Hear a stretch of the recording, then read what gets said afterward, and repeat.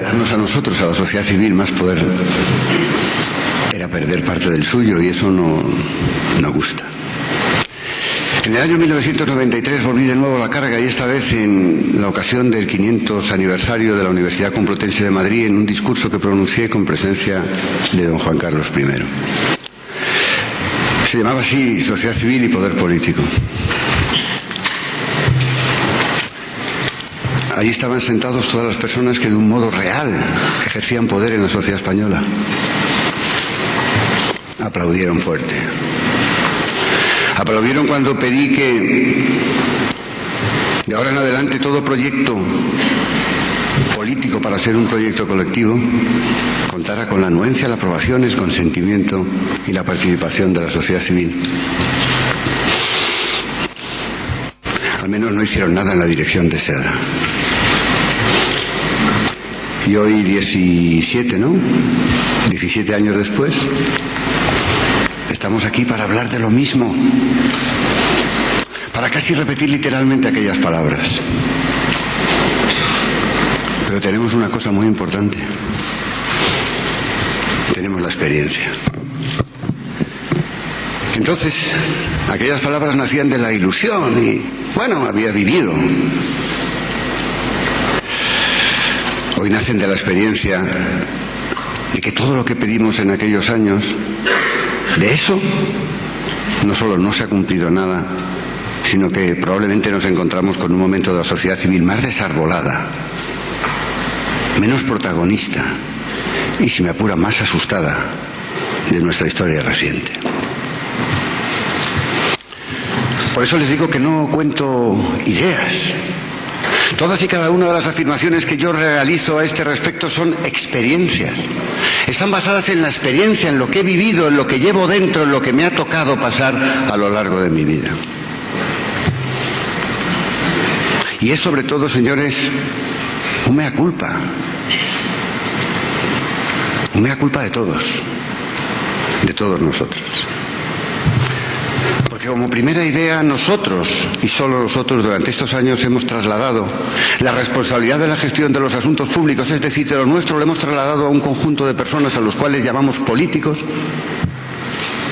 que lo ejercían en régimen de monopolio a través de los partidos políticos. Y nos desentendimos. Hace unos minutos que Lorenzo Abadía decía que la democracia no debe de ser votar una vez cada 4 años. Estas palabras sonaron en el año 1993. En presencia de todos aquellos señores. Que la democracia, señores, no sea votar una vez cada 4 años, pues durante estos años eso ha sido nuestra democracia. Tanto aspirar a la democracia para que al final sea eso. Pero no solo eso, sino que aquellos asuntos trascendentales que nos incumbían a todos nosotros hemos permanecido ajenos, hemos mirado para otro lado. No le hemos pedido que nos los explicaran, incluso cosas tan trascendentes como, por ejemplo, la cesión de la soberanía monetaria. Cuando en el año 1989 empezamos a hablar algunos, 2, 3, quizás 4 personas acerca de la cesión de la soberanía monetaria, y cuando en el año 1992 se me ocurrió pedir un referéndum sobre el euro única y exclusivamente con la finalidad de que por favor explicaran a la sociedad, porque los destinatarios del beneficio de la pérdida de lo que iba a suceder cediendo la soberanía monetaria éramos nosotros. Ahora, cuando la sociedad europea se manifiesta muy dudosa sobre lo conseguido, debemos de mirar para atrás, porque entonces miramos para otro lado. Y ese entregarles a ellos la gestión de los asuntos públicos que hemos hecho nosotros voluntariamente provocó la aparición de una clase política. ¿Estoy exagerando cuando hablo de la palabra clase? Miren, me gusta mucho el rigor conceptual, en absoluto. La clase es un conjunto de personas que se diferencian del resto por una serie de lazos e intereses comunes. Y la clase política tiene intereses comunes. Y la percepción de la sociedad española es que esos intereses comunes no necesariamente coinciden con los nuestros, sino que en muchos casos son divergentes. Y esa sociedad se organizaba en torno a 4 partidos hegemónicos, y lo digo bien, 4. 2 nacionales y 2 nacionalistas. ¿Y por qué digo 4? Porque el poder de los partidos nacionalistas no se corresponde con el que debería de derivarse de la cantidad de votos de españoles que reciben, ¿no? Primero, por una ley electoral que, seamos sinceros, una ley electoral que aquí se nos ha explicado, se ha dicho, lo estamos repitiendo hasta la saciedad, nos parece injusta porque queremos que todos los españoles tengamos el mismo derecho. Es que es mucho pedir que todos los españoles seamos iguales. Es que es mucho pedir que no existan privilegios por razón de la ubicación territorial.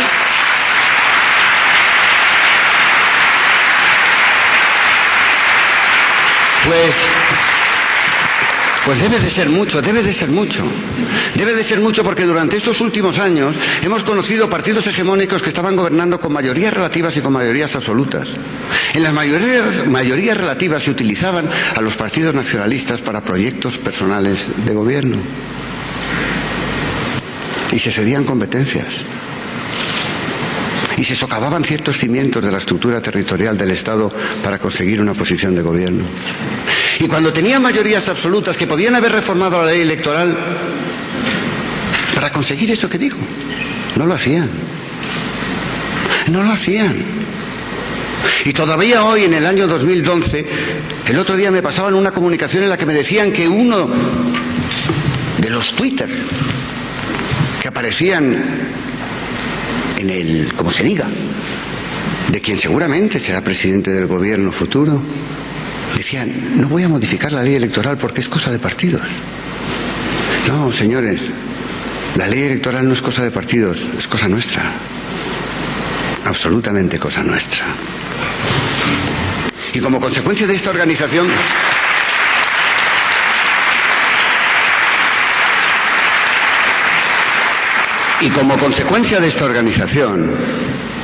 como consecuencia de la sensación de dominio, como consecuencia de nuestro entreguismo,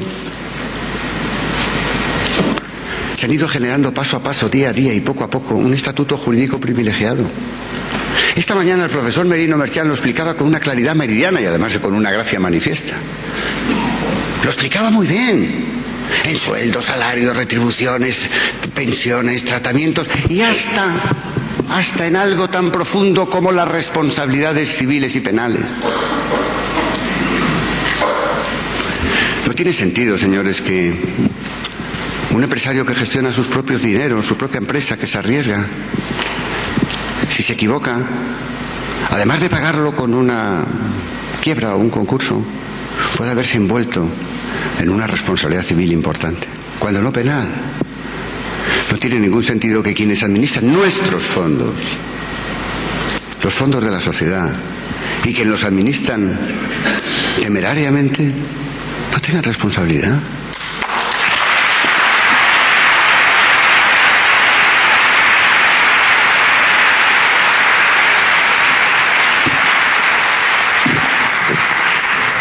Es hora de que los partidos políticos...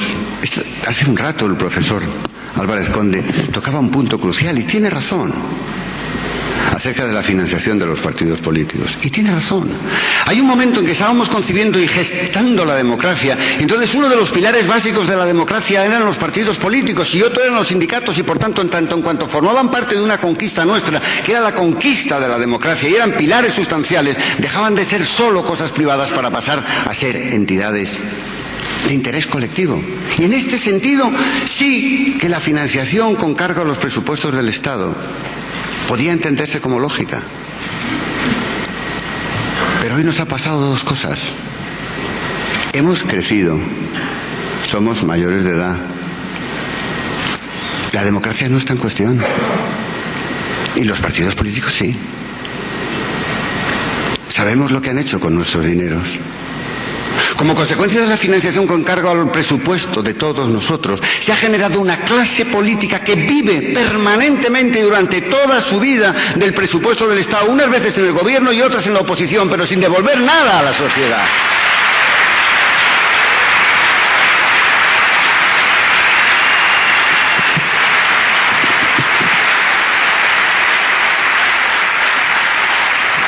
Y como el poder es expansivo, se ha ido expandiendo a todas las áreas. Yo no sé ¿Qué es lo que quería decir Montesquieu cuando escribió su Espíritu de las Leyes, que nos decía hoy el profesor Álvarez Conde? Sí sé lo que quiero decir yo. Y lo que quiero decir yo es que como consecuencia del funcionamiento de los partidos políticos con monopolio de acceso al Parlamento y como consecuencia de las listas cerradas, el Parlamento ya no cumple su verdadera misión. El Parlamento ha pasado a ser un centro en el que se toman decisiones que realmente se ejecutan fuera de él. ¿Quién decide? ¿Los parlamentarios? No, los partidos. ¿Y por qué deciden los partidos? Porque quien decide es el jefe del partido, porque si no obedece no van las listas. ¿Se acuerdan de la frase? Y se producen situaciones absolutamente esperpénticas, como que nosotros estemos decidiendo, defendiendo y diciendo que, por ejemplo, el impuesto sobre el patrimonio es un impuesto confiscador, que grava 2 o 3 veces la renta, que no tiene sentido, que no va a aportar nada, que es una baza electoral. Y eso lo defienda con toda su fuerza también la gente del Partido Popular. Y cuando llegue el momento de preguntarles en el Parlamento qué es lo que deciden ustedes votar cuando han dicho todo esto, se abstienen. ¿Pero qué es esto?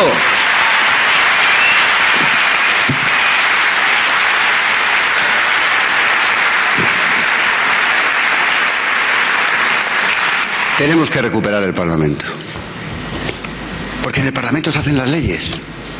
Y si se dan cuenta, las leyes las están haciendo como consecuencia de este movimiento 2, 3, 4, 5, 6 personas en este país. Es así. Piénsenlo. Es así. Y después de las leyes viene el sistema judicial. Hablo por experiencia. No cuento historias. Me lo sé muy bien. ¿Saben con qué sueño? Sueño con que un día una comisión de juristas internacionales y nacionales, desvinculados de toda vinculación partidista, y valga la redundancia, que no estén atados por ningún tejido de intereses, hiciera una auditoría de aquellos casos judiciales de nuestra historia, para que supiéramos de verdad algunas cosas. Pero eso es mirar para el pasado. Sueño con eso, pero no me interesa. Tengo tanto que hacer pensando en el futuro que lo del pasado me llega a cansar un poco, ¿saben?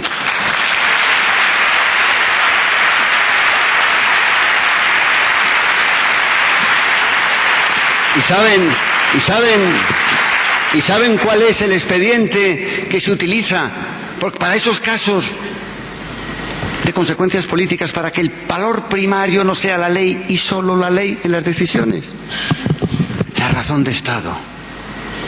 Cuidado con la razón de Estado. Los juristas sabemos que es un concepto extremadamente peligroso, pero les voy a decir una cosa, y sé lo que digo. En este país, en demasiadas ocasiones, razón de Estado ha sido razón de gobernante. Y en ocasiones, razón de gobernante más razón de oposición. Y con eso se han tomado muchas decisiones que no estaban basadas en la ley. Por eso necesitamos recuperar de nuevo, lo mismo que el Parlamento, una justicia independiente. Dese cuenta que en ocasiones cuando sentimos en nuestra piel que determinadas decisiones están resultando injustas y presentimos algo, nos callamos, miramos por otro lado, guardamos el silencio, tenemos miedo. Pues cállate, no vaya a ser que...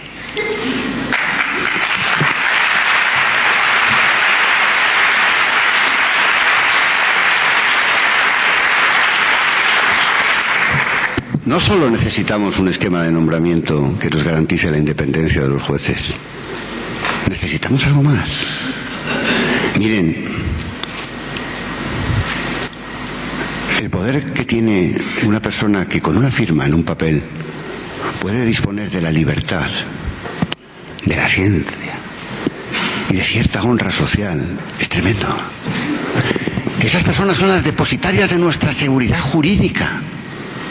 De nada nos valen leyes muy perfectas si en el momento de aplicar el derecho la razón de gobernante y la razón de oposición, preñadas de criterios espurios, marginan la ley. ¿Quién hace eso? Nos está ofendiendo. ¿Necesitamos un estatuto jurídico para los políticos? Sí, señores, sí. Pero necesitamos un estatuto jurídico duro y claro para quienes, encargados de administrar justicia, ponen el derecho a un lado para atender a principios personales de lo conveniente. Goethe dijo una frase: lo justo es lo que conviene, a quien administra justicia. Tenemos la obligación de hacer que lo justo sea lo que aplican jueces que solo atienden a la ley. Nada más.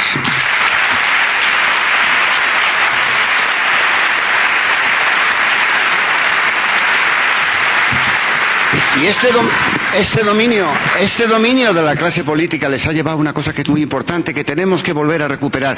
¿Qué Estado queremos? ¿Cuál es lo que llamamos la agenda del Estado? ¿Qué es lo que tiene que hacer y lo que no tiene que hacer el Estado? ¿Cuáles son sus funciones? ¿Hasta dónde llegan? ¿Qué es lo que es nuestro? ¿Qué es lo de la sociedad civil? ¿Qué es lo que no necesitamos que nos los hagan los demás? ¿Qué es lo que podemos hacer por nosotros mismos? ¿Cuál es la agenda? ¿Cuáles son las funciones? ¿Cuál es el tamaño del Estado en términos cualitativos? Tenemos que pensarlo de nuevo, porque se ha extendido de una manera absolutamente exagerada las funciones del Estado, que luego o no cumple, o no puede, o no sabe cumplir. ¿Qué hace el Estado gestionando paradores nacionales y metido a hotelero? Pero, por ejemplo, ¿es que acaso no tenemos en nuestra sociedad civil personas, empresarios capaces de hacerlo mucho mejor? ¿O es que acaso, señores, no se han inflacionado determinadas funciones del Estado para conseguir determinados puestos cuando, abandonando una determinada posición en la carrera política, como no saben volver a la sociedad, tienen que encontrarse algunos mecanismos para seguir viviendo? ¿O es que acaso no es eso?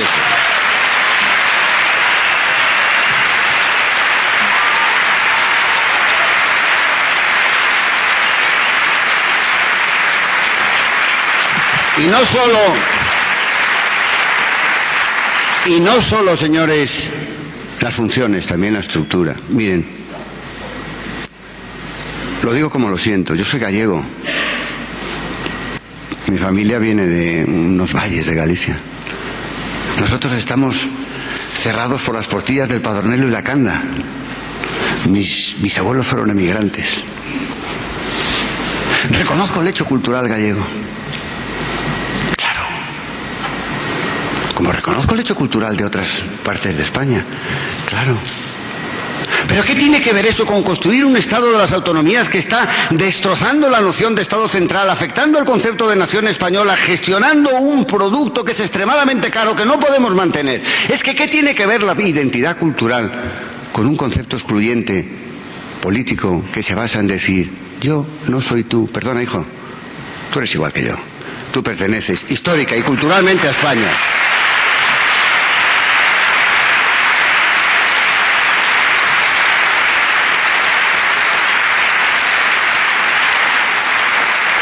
Y entre todos nos hemos abandonado a una idea.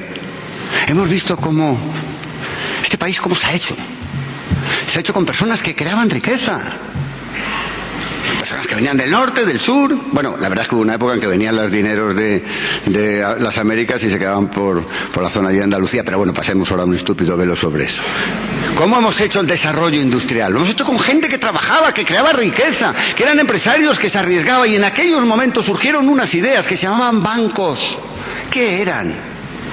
Eran los canalizadores del ahorro de una comunidad, el ahorro nuestro, de nuestros dineros, que los poníamos al servicio de aquellas personas que eran capaces de utilizar nuestros dineros para seguir generando riqueza y empleo. Es así como lo financiero estaba subordinado a lo industrial. Porque así tiene que ser. Es así como lo financiero cumplía una función. Y si me permiten que se lo diga, una función social. Y de repente el mundo estalló. Y lo financiero empezó a inflacionarse. Y lo industrial a quedarse quieto.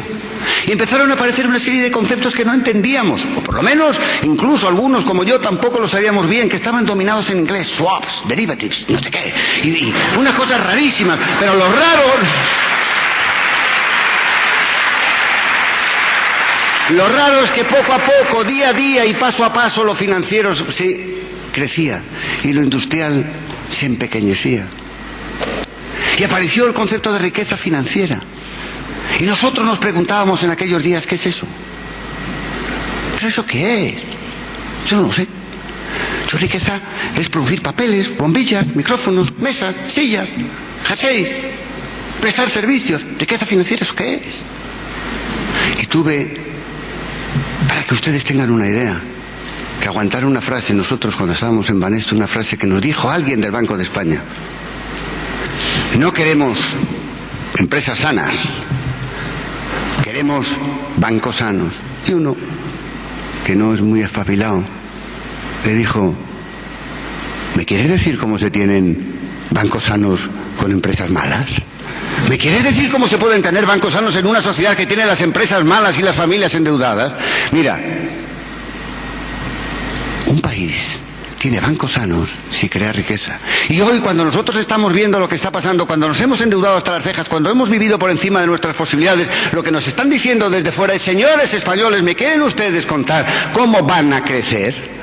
¿Me quieren ustedes contar cómo van a generar dinero, a ganar dinero para pagar la deuda? ¿O es que vamos a pagar la deuda con más deuda? ¿O es que vamos a pagar la deuda con swaps? La deuda la tenemos que pagar con trabajo, con esfuerzo y con creación. Y eso reclama empresarios.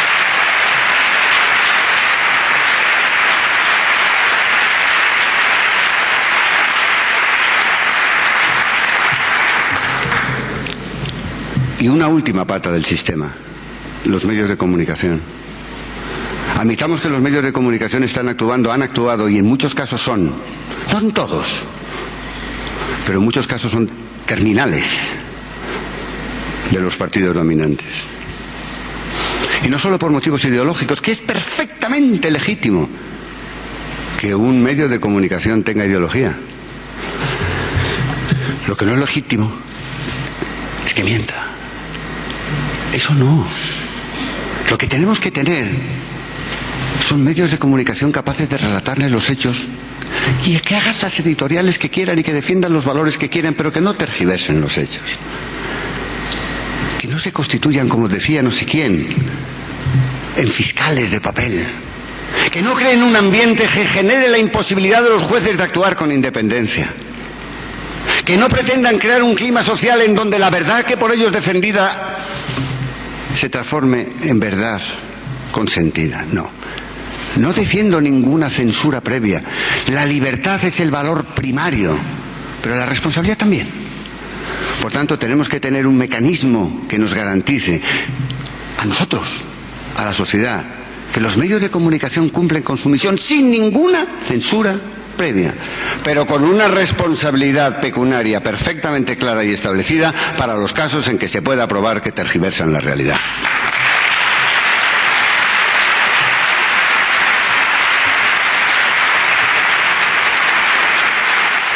Y termino, señores. Termino. Todo eso está muy bien, pero admitamos que nosotros hemos demolido los valores. Nosotros, Nosotros, la sociedad. Nosotros nos hemos instalado en el criterio de lo cuantitativo.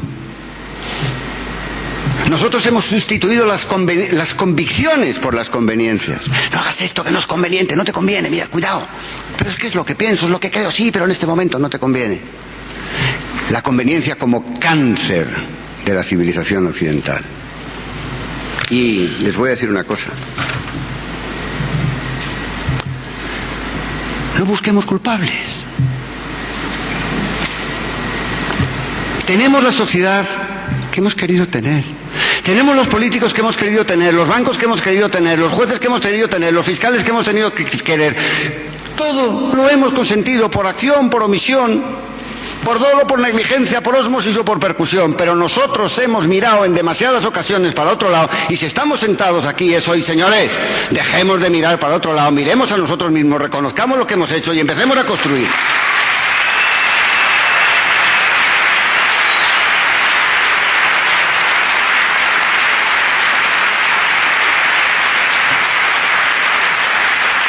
Y ya tenemos experiencia.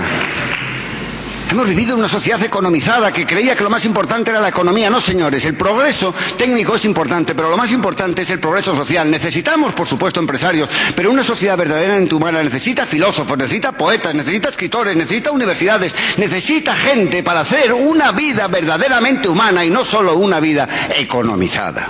Eso es lo que necesitamos.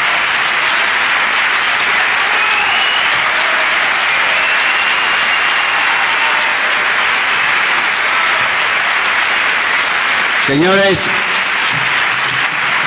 esto va en serio. El diagnóstico de la sociedad española es este. Va en serio. No se trata de recortar unos gastitos ni de quitar unos coches oficiales. Se trata de tomarse la cosa en serio porque en serio va. Miren, hace 200 años unos españoles decidieron que ya estaba bien de una clase que se había instalado en el poder y que les cortocircuitaba su libertad y las posibilidades de expresarse en cuanto tales. ¿Y saben lo que hicieron? Se reunieron y decidieron hacer una constitución. Qué casualidad que el año que viene se cumplen 200 años. ¿Seremos capaces? ¿Seremos capaces nosotros de asumir nuestro propio destino? ¿Seguiremos consumiendo palabras? ¿Estaremos dispuestos no solo a reunirnos en este congreso, no solo a hablar, no solo a escribir, no solo a comentar? ¿Estaremos dispuestos a pasar a la acción? ¿Estaremos dispuestos a decir, señores, ya está bien? No vamos contra nadie, no queremos nada contra nadie, lo que queremos es todo a favor de nosotros mismos. Queremos que el proyecto colectivo sea un proyecto gestionado por la sociedad civil, queremos tener participación directa en la estructura del Estado, queremos definir por nosotros mismos las leyes, queremos tener garantía. Y saben ustedes, después de 200 años, no es que tengamos nada en contra, es que no nos fiamos. Es que no nos fiamos.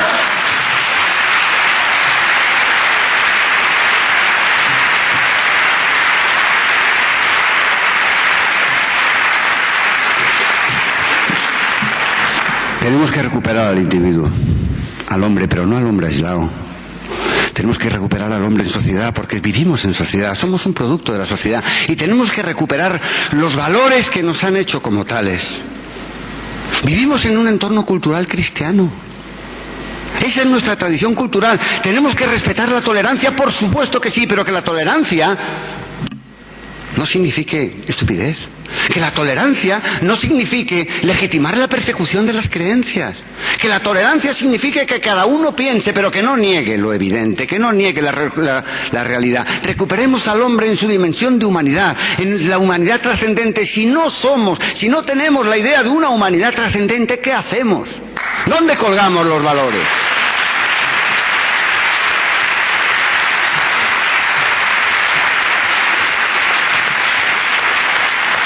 Termino ya, ahora sí.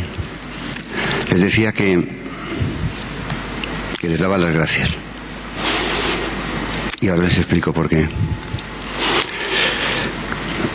En el año 1993, cuando pronunciaba palabras muy parecidas a estas, era otro auditorio. Entonces yo era presidente de un banco y tenía un gran poder financiero e industrial. Hoy no soy nada. Soy solo un hombre libre con unas convicciones que puede permitir mirar para atrás. Y les voy a decir una cosa. Hay momentos en la vida de un individuo, de una persona, de un hombre, de una mujer, en donde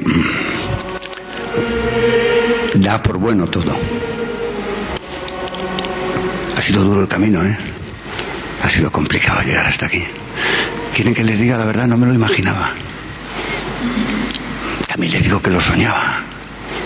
Pero con mi amigo César Mora comentaba, César, podíamos pensar que algún día estaríamos aquí.